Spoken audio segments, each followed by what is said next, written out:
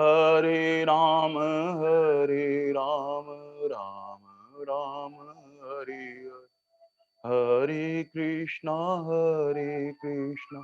कृष्णा कृष्णा हरे हरे, हरे राम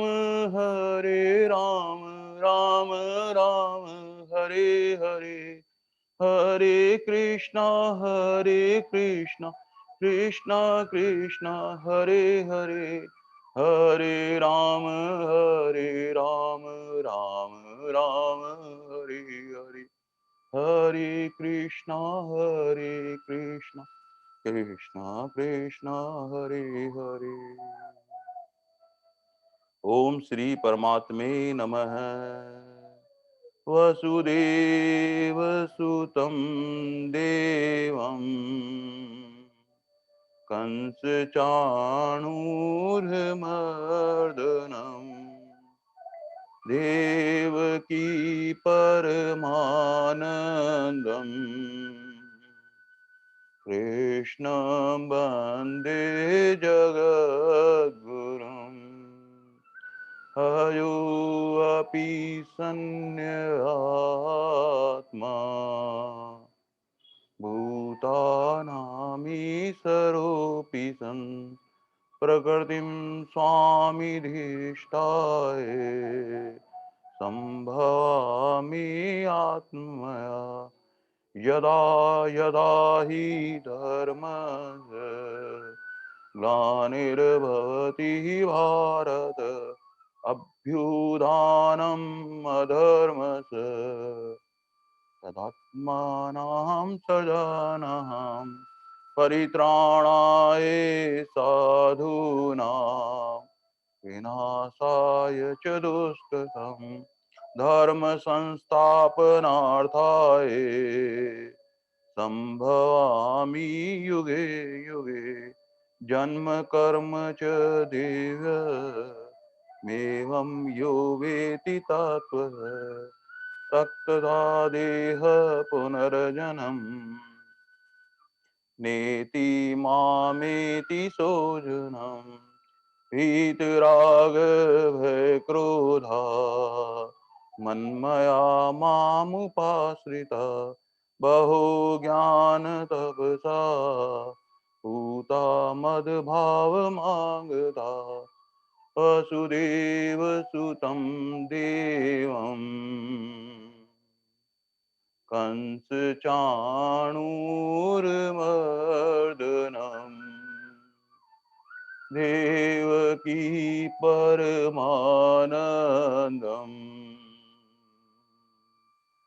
कृष्णं वन्दे जगद्गुरुम् श्रीकृष्णं वन्दे जगद्गुरुम्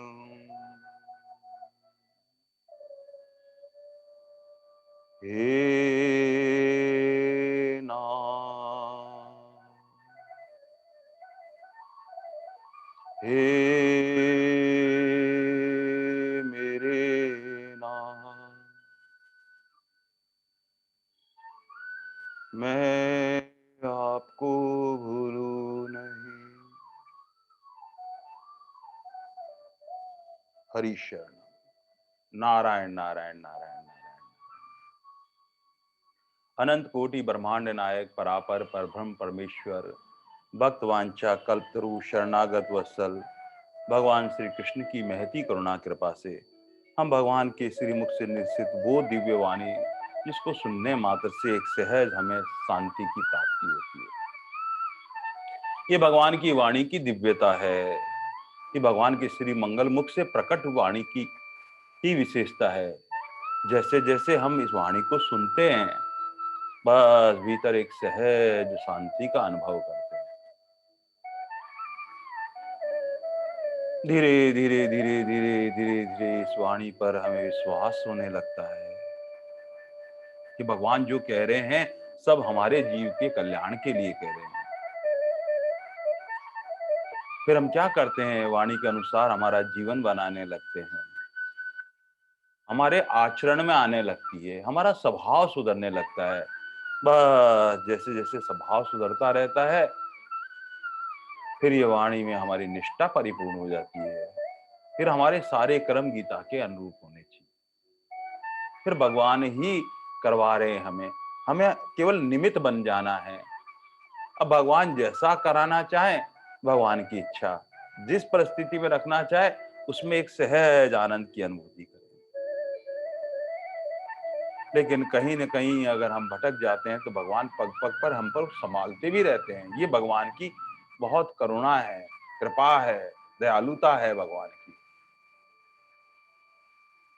लौकिक में हम देखते हैं कि एक जौहरी है, जौहरी के पास में एक अनमोल हीरा है। वो क्या करता है, उस अनमोल हीरे को अपने यहाँ भीतर एक जेब होती है, वहाँ रखता है। और कहीं न कहीं कोई सेठ जी को दिखाना होता है, तो वो क्या करता है, एक हाथ सदा अपने यहाँ रखता है उस हीरे के पास में। और फिर सेठ जी के घर जाता है कहीं दिखाने। सेठ जी, बहुत अनमोल हीरा है, आप देखेंगे तो आपको पसंद आ जाएगा बस ऐसे। और क्या करता है, जौहरी अपनी गाड़ी लेकर सेठ जी के द्वार पर पहुँच जाता है। और सेठ जी के दरवाजे पे जैसे ही पहुंचकर, अब जैसे ही प्रवेश करने लगता है घर में, तब वो क्या करता है, अपने हीरे को बाहर निकाल रहा होता है। इतने में पता लगता है कि हीरा छिटक कर पास में एक नाला बह रहा था। छोटी सी नाली के ऊपर कीचड़ सा बह रहा था और वहां पर वो उसमें गिर जाता है। और गिरते ही तो ऐसा लगता है सेठ जी को, जौहरी को, मेरे प्राण किसी ने निकाल लिए हैं। वो तुरंत क्या करता है, आसपास में कहीं कोई स्टोर होता है या कोई सब्जी वाला होता है, उससे कहता है एक प्लास्टिक की थैली है क्या आपके पास में, क्योंकि वो दिखाई दे रहा है थोड़ा थोड़ा। तुरंत अपने हाथ में उस प्लास्टिक को थैली को पहनता है और तुरंत वो गंदे नाले में जहां गिरा गिरा हुआ है उसको उठा लेता है। उठाकर फिर क्या करता है, जल से उसको धोता है, रुमाल से उसको पोंछता है, पोंछ के फिर साफ करके फिर भीतर ही अपने वापस जहां रखा था वहीं रखता है। अब ये भूल नहीं होगी, अब जहां दिखाना है वहीं दिखाऊंगा, उससे पहले इसको निकालना नहीं है। बस ऐसे ही भगवान ने कृपा कर कर हम सबको ये मनुष्य अनमोल रतन ये जीवन दिया है। लेकिन भगवान कहते हैं कहीं न कहीं संसार में आकृष्ट होकर संग का प्रभाव से, वायुमंडल के प्रभाव से कुछ न कुछ ऐसा हो जाता है कि भगवान का अंश होने के बाद में भी वो शरीर और संसार को अपना समझने लगता है। और फिर कहीं स्वार्थवत, कहीं न कहीं पापाचरण में प्रवृत्त हो जाता है। उसका स्वभाव बिगड़ जाता है, वो दुराचारी हो जाता है, पापाचारी हो जाता है। लेकिन ऐसी स्थिति में भी क्या है, कहीं न कहीं उसको इस बात का बोध हो जाता है कि अरे! मैं तो कहीं गिर गया हूँ। और वो कैसे न कैसे परमात्मा के सन्मुख हो जाए, कोई संतों की कृपा हो जाए, कोई ऐसा वायुमंडल मिल जाए, बस ये हो जाए। तो जिस प्रकार जौहरी क्या करता है, उस नाले में से उस हीरे को निकाल लेता है, उसको झाड़ता है, पोंछता है और फिर अपने हृदय के पास रखता है, ऐसे ही परम दयालु, परम कृपालु हमारे ठाकुर जी वात्सल्य और करुणा के अवतार। वो जब जीव की दशा देखते हैं कि बहुत दुराचारी हो गया है, पापाचारी हो गया है, तब उस पर कृपा करते हैं। और कृपा की दृष्टि सदा ठाकुर जी की रहती है। बस कहीं न कहीं हमारी भूल को मूल में मिटानी है कि मैं शरीर और संसार का नहीं हूँ, मैं तो परमात्मा का हूँ। ये जैसे ही बोध होने लगता है, वो सत्संग के परिवार से प्रभाव से होता है। कहीं न कहीं संत महात्माओं की कृपा हो जाए, सत्संग हो जाए, ऐसा वायुमंडल मिल जाए, कोई साधक मिल जाए, वो बात एकदम याद आ जाए, भूल मिट जाए, अरे! मैं तो भगवान का था। और फिर वो क्या करता है, अनन्य भाव होकर भगवान का भजन करने लगता है और धीरे-धीरे, धीरे-धीरे भगवान की वाणी पे विश्वास करता है, भगवान की कथा सुनता है और फिर भजन करते-करते भगवान की कृपा हो जाती है। इसलिए भगवान कहते हैं अपि चेत् दुराचारे भजते माम अनन्य भाग साधु एव मन्यते। उसको भगवान कहते हैं साधु समझना चाहिए। अब उसने निर्णय कर लिया इस बात का कि अब मुझे परमात्मा की तरफ चलना है। और ऐसा विचार आते ही भगवान आगे कहते हैं क्षिप्रम भवति धर्मात्मा, तत्काल प्रभाव से वो धर्मात्मा हो जाता है। और धर्मात्मा होने के बाद में क्या होता है, शाश्वत शांति निर्गच्छति, उसको शाश्वत शांति प्राप्त हो जाती है। जो जो परमात्मा की तरफ चलता है धर्मात्मा बन जाता है, और सहज उसके भीतर एक सदा रहने वाली अखंड शांति बनी रहती है, परमात्मा की याद बनी रहती है, परमात्मा का आनंद बना रहता है। इसीलिए भगवान कहते हैं, रे अर्जुन, मैं भक्त की प्रतिज्ञा को बड़ा महत्व देता हूं। मैं अपनी प्रतिज्ञा को तोड़ सकता हूं, लेकिन भक्त ने अगर कोई प्रतिज्ञा कर ली है, किसी साधु के संकल्प में आ गया है कि इस जीव का कल्याण होना चाहिए, ऐसा कोई विचार कर लेते हैं, तो भगवान उस पर अति से कृपा करके उसका उद्धार कर देते हैं, उस भक्त का पतन नहीं होने देते हैं। इसलिए संतों की कृपा का विशेष महत्व है जीवन में। उस महात्मा जो हम पर कहीं चिंतन से, कहीं मनन से, कभी दृष्टि से, कभी हाथ के स्पर्श से कैसे न कैसे वो कृपा कर दे, बस किस जीव का कल्याण होना चाहिए। और वो कल्याण कब होगा, उनको सहज आकृष्ट उनके आ जाएं, और आकृष्ट होने के लिए उनके अनुकूल आज्ञा में रहें। हम सब कुछ कर रहे हैं, अगर आज्ञा में नहीं रह रहे हैं, तब हमारी सच्ची शरणागति नहीं होती है परमात्मा की तरफ। इसलिए जैसे ही आज्ञा में होता है, भगवान कहते हैं उसमें उस भक्त का मैं कभी पतन नहीं होने देता हूं। आहा, अर्जुन के मन में इस प्रकार से एक और प्रश्न आ गया कि प्रभु, क्या सभी आप लोग आपके शरणापन हो सकते हैं क्या, आपकी कृपा का पात्र बन सकते हैं क्या? भगवान ने कहा 32वें श्लोक में, कोई किसी भी जाति का हो, किसी भी वर्ण का हो, किसी भी आश्रम का हो, किसी भी पंथ का हो, किसी भी स्त्री हो, पुरुष हो, चंडाल हो, वैश्य जाति का हो, कोई भी हो, जो भगवान के शरणापन हो जाता है, भगवान अपने शरण में लेकर उसको परम गति प्राप्त प्रदान कर देते हैं। आहा, मामे ही पार्थ विपत श्री ये अपि युष पाप योनि। भगवान कहते हैं, हे अर्जुन, स्त्री, वैश्य, शूद्र और पाप योनि के चंडाल में जो कोई भी हो, वे सब मेरी शरण होकर परम गति को प्राप्त हो जाते हैं। यहाँ पर कई लोगों को शंका होती है कि क्या हम पात्र हैं या नहीं है, क्या भगवान हम पर कृपा करेंगे? नहीं, भगवान ने सबको समावेश किया हुआ है, सभी वर्ण में ये सब आ जाते हैं। इसीलिए किसी भी इस प्रकार की शंका नहीं होनी चाहिए किसी पुरुष को कि मुझे भगवान शरणापन करेंगे या नहीं करेंगे।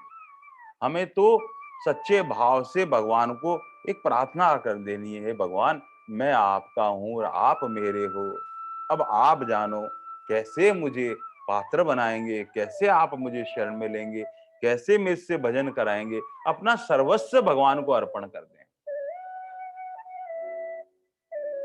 यहाँ पर जो स्त्री के लिए कहा गया है, भगवान ने कहा स्त्रियां स्वतंत्र पूर्वक मेरा आश्रय लेकर परम गति को प्राप्त हो सकती है।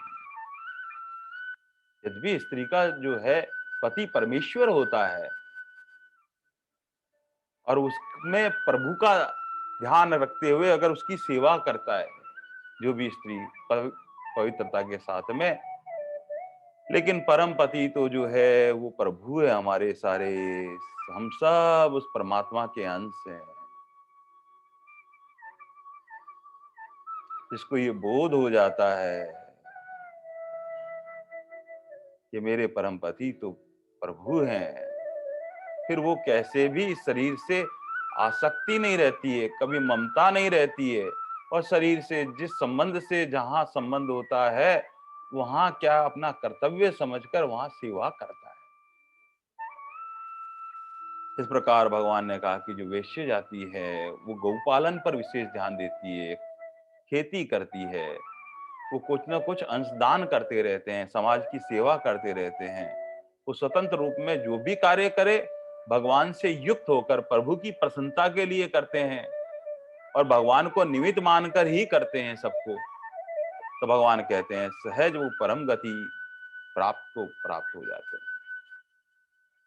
शूद्र जो यहाँ पर कहीं ऐसे सोचते हैं क्या पता भगवान हमें एक चरणों में नहीं लेंगे, भगवान ने तो अपना खुला दरबार लगा रखा है, ये चार वर्ण में, जिसमें ब्राह्मण, क्षत्रिय, वैश्य, शूद्र, ये सभी भगवान के शरणापन होकर भगवान को प्राप्त कर सकते हैं। भगवान कहते हैं मूल बात ये है, यहाँ कहीं पाप योनि वाले कहा गया है।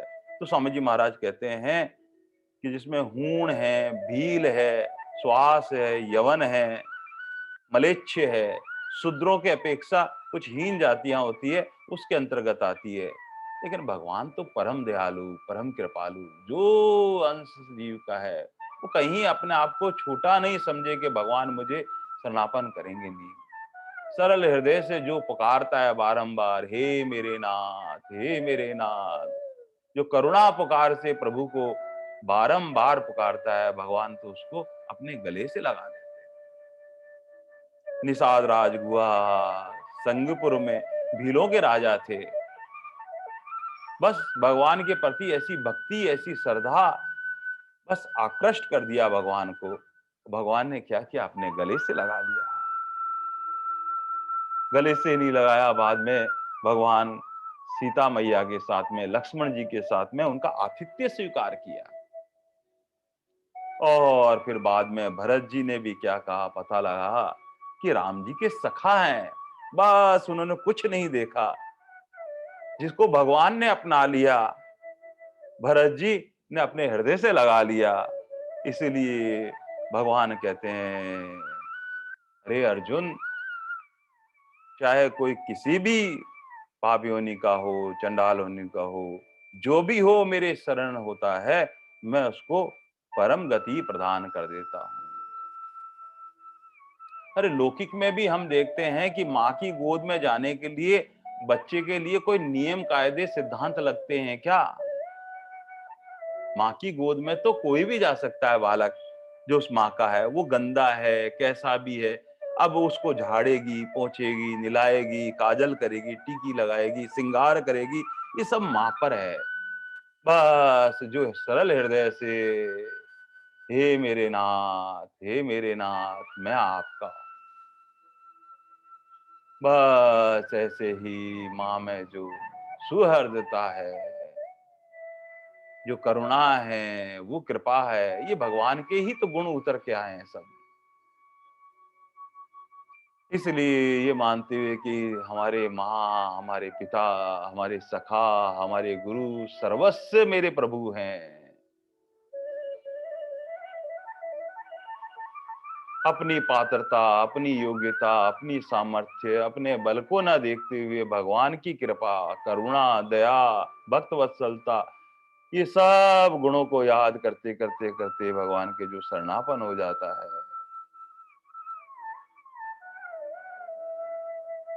भगवान उसको आश्रय देकर उसको परम गति प्रदान करते हैं।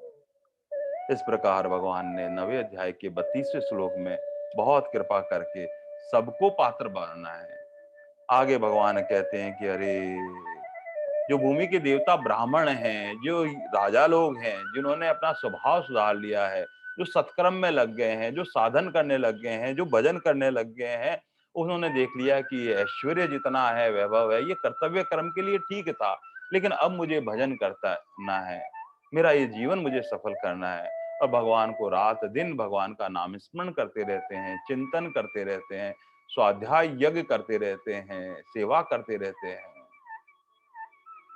भगवान कहते हैं ऐसे राजऋषि जो हो चुके हैं, उनका कल्याण होना तो बहुत सहज बात है, वो तो कल्याण के पात्र बन सकते हैं।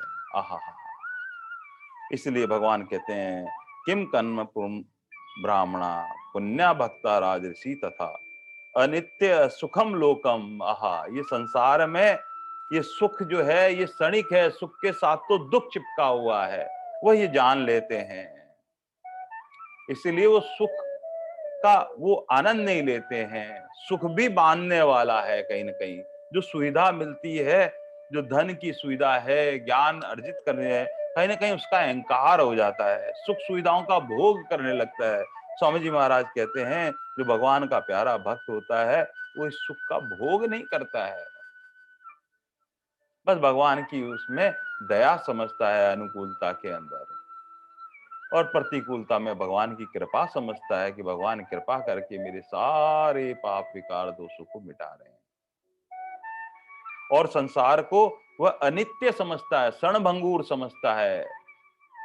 क्षणभंगुर जीवन की कलिका कल प्रभात खिले न खिले, बस ऐसा मानकर वो रात दिन भजन करता है, प्रभु का स्मरण करता रहता है और नित्य निरंतर भगवान का हे भजन में रत रहता है। आहा, संतों के श्रीमुख से सुना है कि भजन का तात्पर्य यह है कि भगवान के सन्मुख हो जाना। कैसे न कैसे जीव अब भगवान के शरणापन होकर दोनों करबद्ध प्रार्थना करते हुए आर्त भाव से भगवान को पुकारता है।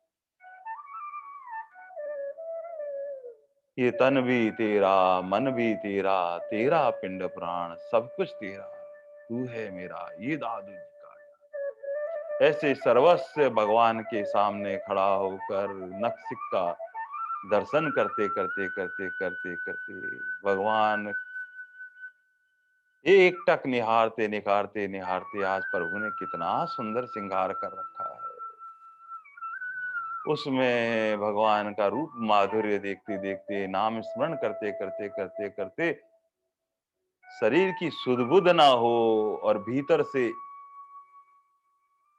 उच्च स्वर के अंदर वो गाने लग जाता है, कंठ अवरुद्ध होने लगते हैं, आंखों से सजल नेत्र हो जाते हैं और भगवान की कृपा का अनुभव करने लगता है। भीतर ही भीतर विचार करता है कि भगवान की तरफ चलने में कितना आनंद है, कितना सुख है, कितना माधुर्य है, कितना प्रेम है। और उस बात को दृढ़ता से स्वीकार करके अब संसार की तरफ नहीं चलना है, ये भजन बन जाता है। भगवान में सहज अपनापन हो जाना, जैसे बालक अपना होता है ऐसे ही भगवान से अपनापन हो जाना है। बस अपनापन होते ही भगवान मीठे लगने लगते हैं, प्यारे लगने लगते हैं। मेरे प्रभु है, मेरे भगवान है, मेरे ठाकुर जी है, मेरे सर्वस्व है, मेरे प्राण है, मेरे आधार है, सब कुछ मेरे प्रभु है, प्रभु है, प्रभु है। बस एकमात्र जिसका उद्देश्य हो जाता है कि मुझे इसी जन्म में भगवत प्राप्ति करनी है, ये हमारा भजन बन रहा है एक उद्देश्य से। वो सर्वत्र सब में परमात्मा को देखता हुआ क्या करता है, सबकी सेवा करता है। ये सेवा करना भी भजन बन जाता है। और सबको कहीं कोई कमी होती है, अभावग्रस्त दीन गरीबी कहीं देखता है, वहां वो सेवा में देने का भाव होता है। अपने सुख की चिंता न करके सामने वाले को सुख की प्राप्ति कैसे हो, ये सब भजन है। और भजन करते करते नाम स्मरण में रत रहता है, ये भी भजन है। ओह, और भगवान का कीर्तन करने लगता है। और कीर्तन करने का मतलब है कि इतना निमग्न हो जाए कि वो लौकिक प्रसिद्धि कीर्ति और तन से ऊपर उठ जाए, न कीर्ति की परवाह करे, न तन की परवाह करे, केवल एक रूप परमात्मा का चिंतन करते करते वो गाने लगता है, हरे राम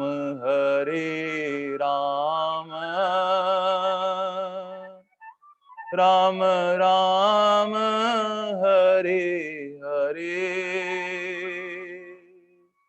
हरे कृष्ण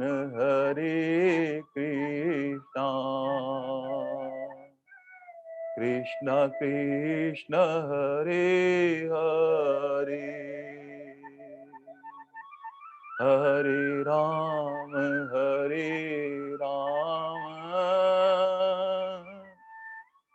राम राम हरे हरे, हरे कृष्ण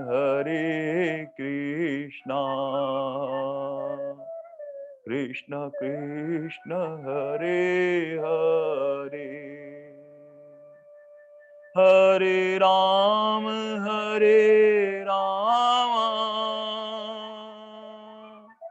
राम राम हरे हरे,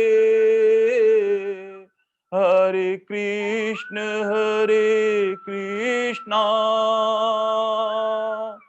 कृष्ण कृष्ण हरे हरे, हरे राम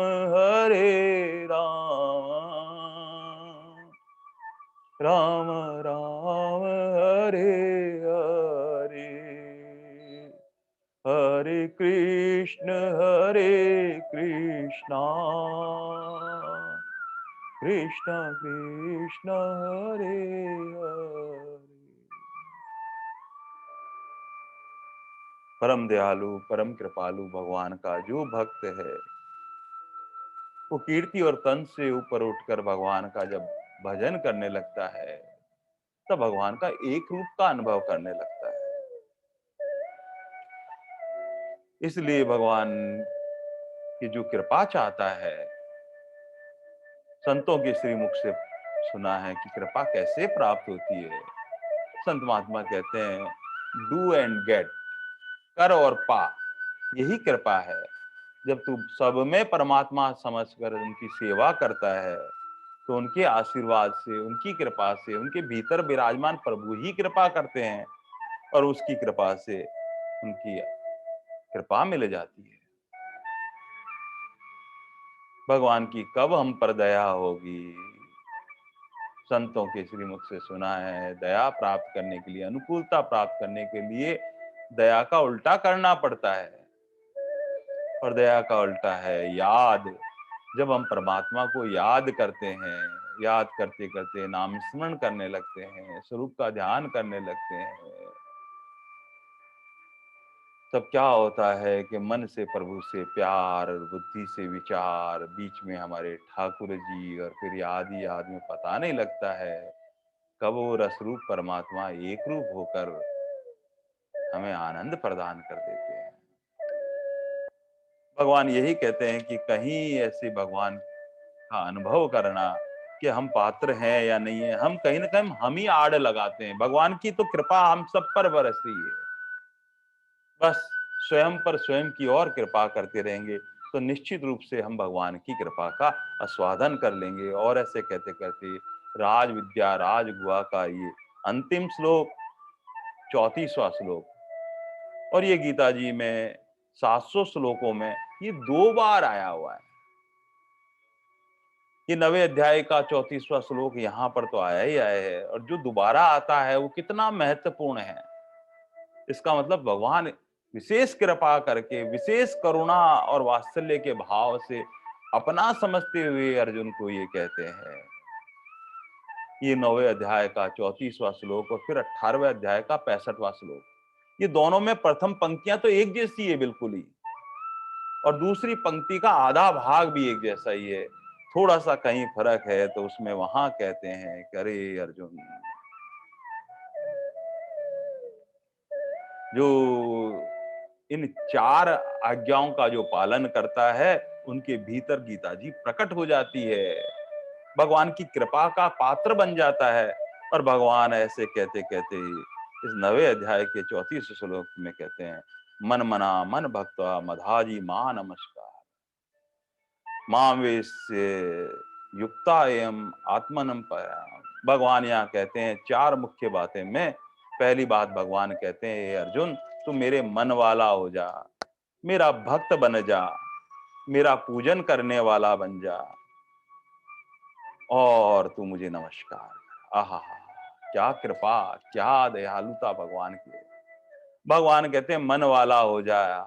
मन वाला होने का मतलब ये है कि भगवान में प्रेम हो जाता है। भगवान का मन वाला होने से भगवान में अपनापन हो जाता है। और ये अपनापन प्रेम कब होगा? जब भगवान के हम गुण जानेंगे, भगवान का प्रभाव हमको थोड़ा महसूस होने लगेगा, भगवान को तत्व से जानने लगेंगे कैसे मेरे प्रभु है। थोड़ा सा भगवान अपना रहस्य जो प्रकट किया है इस 9वें अध्याय का, उसका अनुभूत करने लगेंगे और सोचेंगे ये भगवान कैसे मेरे सर्वशक्तिमान है, सर्वज्ञ है, सर्वलोकेश्वर है, सर्वातीत है, सर्वमय है। उनका सौंदर्य, उनका माधुर्य, उनका ऐश्वर्य समुद्र के समान है। वो परम दयालु हैं, परम कृपालु हैं। और फिर क्या करेगा? अनन्य प्रेम से, श्रद्धा के साथ से नित्य निरंतर बस भगवान का ही चिंतन करने लगेगा। और भगवान का चिंतन करते करते करते करते भगवान का मनवाला बन जाएगा। भगवान मीठे और प्यारे लगने लग जाएंगे। भगवान कहते हैं कि तू मेरा भक्त बन जा। ये भगवान की आज्ञा है और आज्ञा का जो पालन करता है उसी को फल की प्राप्ति होती है। भगवान कहते हैं कि मेरा भक्त बन जा। भक्त बनने का मतलब मैं भगवान का ही हूँ, ऐसा हमारी अहमता बदल जानी चाहिए। स्वामी जी महाराज कहते हैं बस मैं भगवान का ही हूँ, सर्वस्व भगवान का आश्रय ले ले, अब मैं शरीर और संसार का नहीं हूँ। बस ऐसा भाव भीतर से दृढ़ करेगा तो भगवान का भक्त बन जाता है। भगवान कहते हैं कि मेरा पूजन करने वाला बन जाए। ये तीसरी बात इतनी महत्वपूर्ण है कि जो भी सुबह से उठते बैठते चलते फिरते जो भी काम करें वो परमात्मा से युक्त हो। वो चाहे आसन हो, चाहे प्राणायाम हो, चाहे ध्यान हो, घर की सफाई हो, शरीर की सफाई हो, घर का भोजन प्रसादी बनानी हो, जो भी काम करें उसमें ठाकुर जी से युक्त कर लें। सब काम भगवान का होने से ये हमारा सहज पूजन हो जाएगा। और भगवान कहते हैं तू पूजन करने वाला तब बनेंगे जब हम सर्वत्र सब जगह वासुदेव सर्वम का अनुभव करेंगे। सब में मेरे परमात्मा है, कण कण और जन जन में मेरे प्रभु प्रभु प्रभु ही विराजमान है। क्या जड़ क्या चेतन सर्वस्त्र सृष्टि में चराचर सृष्टि में जो कुछ व्याप्त है वो मेरे प्रभु से ओतप्रोत है। बस ऐसा मानकर भगवान का प्यारा भक्त क्या करता है, सर्वत्र भगवान का ही पूजन करता है। और भगवान चौथी महत्वपूर्ण बात कहते हैं मेरे को नमस्कार कर। भगवान की आज्ञा कितनी कृपा भरी हुई है। इससे क्या होगा कि हमारी सहज शरणागति होगी, अपने आप को भगवान में समर्पित कर देंगे। इसलिए कहते हैं भगवान चार मुख्य बातें, मन मनाम भव, मद भक्ता आहा, और भगवान का पूजन कर और नमस्कार कर। ये नमस्कार शरणागति में अपने आप को सर्वस्व प्रभु के समर्पित कर देना। इससे क्या होगा, भगवान कहते हैं कि बस उसका एक ही फल है, तू मेरे को प्राप्त हो जाएगा। आहा,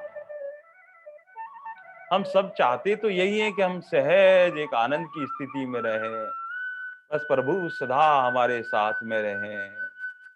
ये चार महत्वपूर्ण बातें हैं, भगवान का मन वाला हो जाना, भगवान का भक्त बन जाना, भगवान का पूजन करना और भगवान को नमस्कार करना। इतनी दृढ़ता से जो अपने जीवन में धारण करता है उसके जीवन में गीता जी सहज रूप में प्रकट हो जाती है। ठाकुर जी भीतर से कृपा करके गीता जी का प्रसाद उसको दे देते हैं। ऐसी कृपा को प्रकट करने वाले प्रभु इन चार महत्वपूर्ण बातों से जब जब भीतर से अंतःकरण और पवित्र होता चला जाएगा, पूर्व जन्म के हमारे प्रारब्ध कर्म कटने लगेंगे, सहज भगवान से अपनापन होने लग जाएगा, प्रेम होने लग जाएगा और फिर हृदय में एक पुकार उठेगी, मैं हूं केवल आपका, आप हो मेरे नाथ।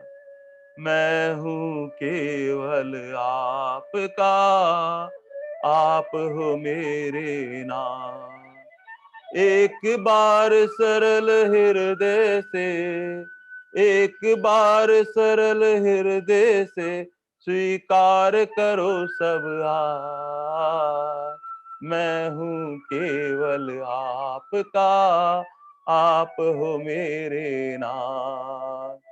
स्वामी जी की वाणी है, हे मेरे नाथ, हे मेरे नाथ। स्वामी जी की वाणी है, हे मेरे नाथ, हे मेरे मात।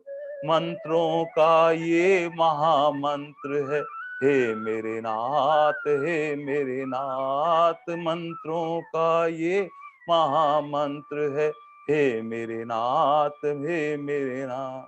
ये महामंत्र जीवन में, ये महामंत्र जीवन में धारण करो सब हाथ।